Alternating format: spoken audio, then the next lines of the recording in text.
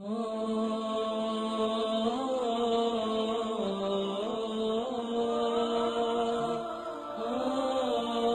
حق کا نام ہے، تیرے دل میں ہے علی؟ ہاں، کوئی حق تو نہیں دبایا، کسی یتیم کا مال تو نہیں کھایا، کسی کے پیسے تو نہیں دینے تجھ کو؟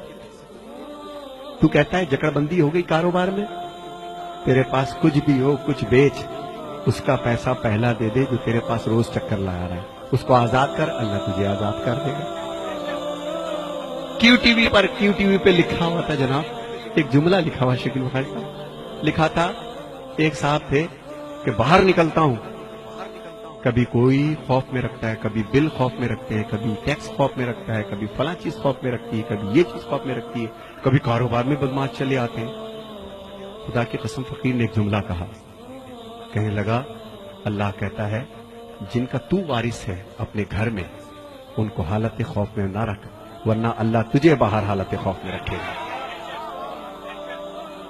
خدا کی قسم یہ میں معجزہ دے رہا ہوں، گھر میں جانا اپنے جو جسٹ میرڈ ہیں، جن کی بیویاں ہیں، آج مولا علی کی محفل کے صفحے میں جو مولا علی کا پیغام ہے وہ دینا چاہتا ہوں میں۔ تم گھر جانا اور اپنی زوجہ سے صرف ایک لفظ کہنا کہ اگر کبھی تجھے زندگی میں میری کوئی بات بری لگی ہو تو آج بھی فاطمہ الزہرا سلام اللہ علیہ کے صدقے میں مجھے معاف کر دے، اور میں کوشش کروں گا کہ میں غصہ نہ کروں تاکہ باہر والے مجھ پہ غصہ نہ کریں۔ کل کا سورج نکلے اس سید کی زبان یاد رکھنا، دنیا مہربان ہو جائے گی آپ پر، خوف ہٹ جائیں گے دل سے۔ جن کا تو وارث ہے ان کو حالت خوف میں رکھے گا تو جو تیرا وارث ہے تجھ کو ہلکا سا ٹچ تو دے گا نا، پھر بھی وہ بڑا رحیم ہے، پھر بھی بڑا رحمان و رحیم ہے۔ اور جو میرے بچے یہاں بیٹھے ہیں، بہت دور دور سے چھوٹے چھوٹے بچے آئے ہیں، اچھا کیا لینے آئے ہو؟ خیبر سننے؟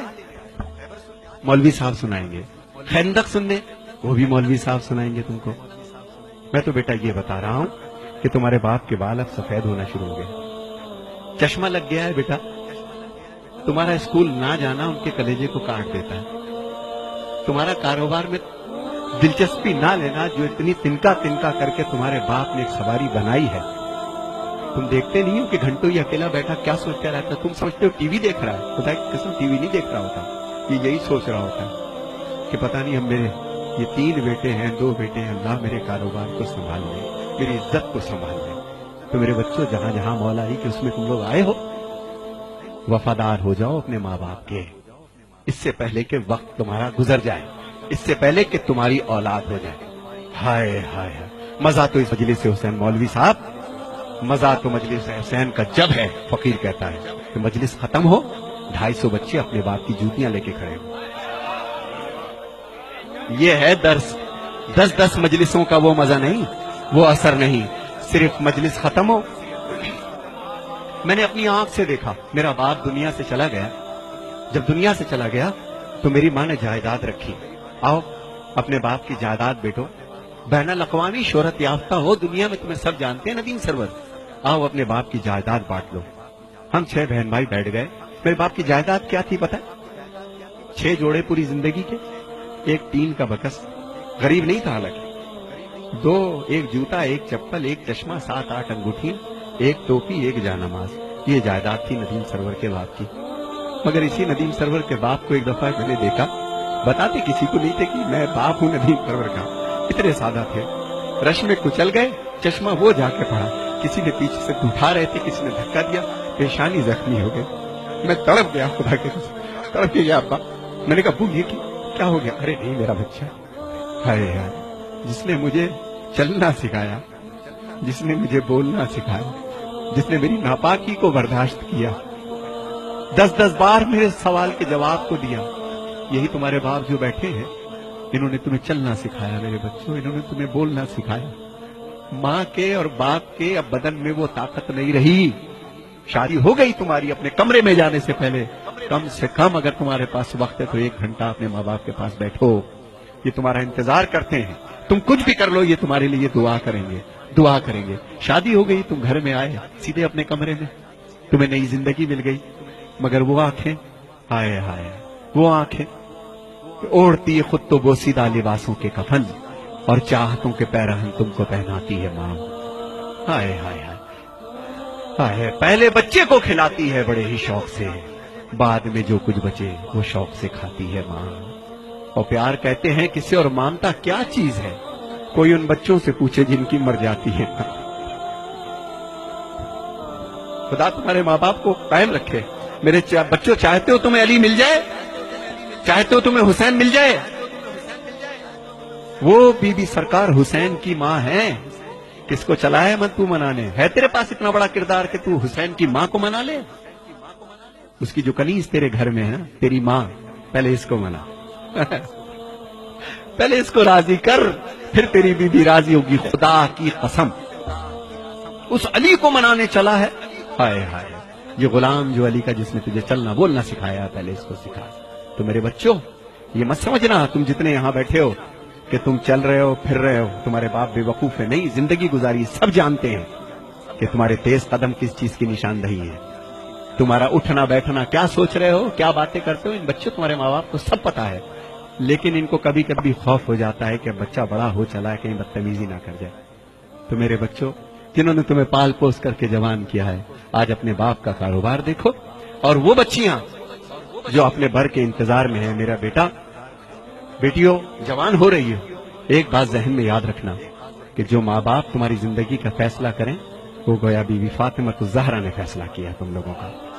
اور میری بہنوں کے لیے ایک پیغام ہے. اے میری بہنوں، جب تک تمہارے سر ڈھکے ہیں اس وقت تک ہمارے سر اٹھے. میرے حسینیوں، یہی بات ہے کہ نہیں ہے؟ جب تک ہماری بہنوں کے سر ڈھکے ہیں، جب تک تمہارے کردار سلامت ہیں، جب تک تمہارے، بے شک تم کالج جاؤ، یونیورسٹی جاؤ، جو چاہے کام کرو، کردار کے ساتھ لگے کہ علی والی ہو. جب چلو تو لگے کہ کسی علی والے کی بہن ہو، کسی کی بیوی ہو، کسی کی ماں ہو، کسی کی زوجہ ہو. یہی میرا ایک پیغام ہے آج کے مولا علی کا. مولا علی کا غم کیا ہے میں اس کو بھی پیش کروں گا. مگر میرے بچوں، جی اب جو میرے بچے یہاں بیٹھے، 2 شعر میں پڑھوں گا صرف تنہائی پر، کہ میرے بچوں، جتنی تمہاری تنہائی پاک ہوگی، جب تنہا ہوا کرو تو ایک چیز پڑھا کرو، سورہ الحمد کی تلاوت کیا کرو. کیا سورہ؟ میں زیادہ بول رہا ہوں، آپ بور نہ ہوئیے گا، لیکن یہ میری اماں کی باتیں ہیں، یہ میری امی کی باتیں ہیں، جنہوں نے بچپن سے سکھائیں، اور میں اب بچوں تک وہ چیز میں پہنچانا چاہتا ہوں، بچوں تک پہنچنا چاہتا ہوں. تو میرے بچوں، یاد رکھنا، اب جو میں کلام پڑھ رہا ہوں، جس وقت تمہیں کوئی نہیں دیکھ رہا ہوتا، مت سمجھنا کہ تمہارے ماں باپ سمجھتے نہیں تم کو کہ تم اس وقت بھی کیا کر رہے ہو. جب تم تنہا ہو تو اہدنا الصراط المستقیم سورہ الحمد کی تلاوت کیا کرو. اور جو مومن و مومنات یہاں بیٹھے ہیں، جس ذہنی اور جسمانی پریشانی میں ہو، شب جمعہ میں یا کسی بھی رات میں، بعد نماز یا شب میں، وضو کر کے 70 مرتبہ سورہ الحمد پڑھیے بسم اللہ کے ساتھ. معصومین فرماتے ہیں کہ عجب نہیں ہے کہ مردہ زندہ ہو جائے. دوبارہ نہیں بتاؤں گا. اور ایک چیز، اگر کوئی بہت بڑی پریشانی ہے تو 10 تسبیح اللہ الصمد، اللہ الصمد، 3 صلوات پڑھ کے اللہ الصمد، اللہ الصمد، اللہ الصمد. تیسرا سورج نکلے گا اور تمہاری مشکل حل ہو جائے گی انشاءاللہ. ایک شخص تھا جس کو پھانسی کی سزا ہو گئی تھی. اس نے قید خانے سے کسی کو پیغام بھیجا تھا. کسی آیت اللہ نے اس کو پرچے پہ لکھ کر کے دیا کہ تو بے گناہ ہے، اور ہو سکتا ہے کسی زیادتی کی بنا پر یہ پریشانی دیکھ رہا ہو، کسی کو پریشان کیا ہو، کسی کا دل دکھایا ہو تو نے، تو اللہ الصمد کی تسبیح کر روزانہ 10 دفعہ. اور دوران تسبیح اگر تو 4 دفعہ کرے اور بیچ میں سے کٹ ہو جائے کسی وجہ سے، تو باقی 6 بعد میں کر لو. 10 اس کو مکمل کرو، روز کرو، انشاءاللہ 3 دن میں تمہارے مسئلے کا حل آئے گا. اللہ حافظ.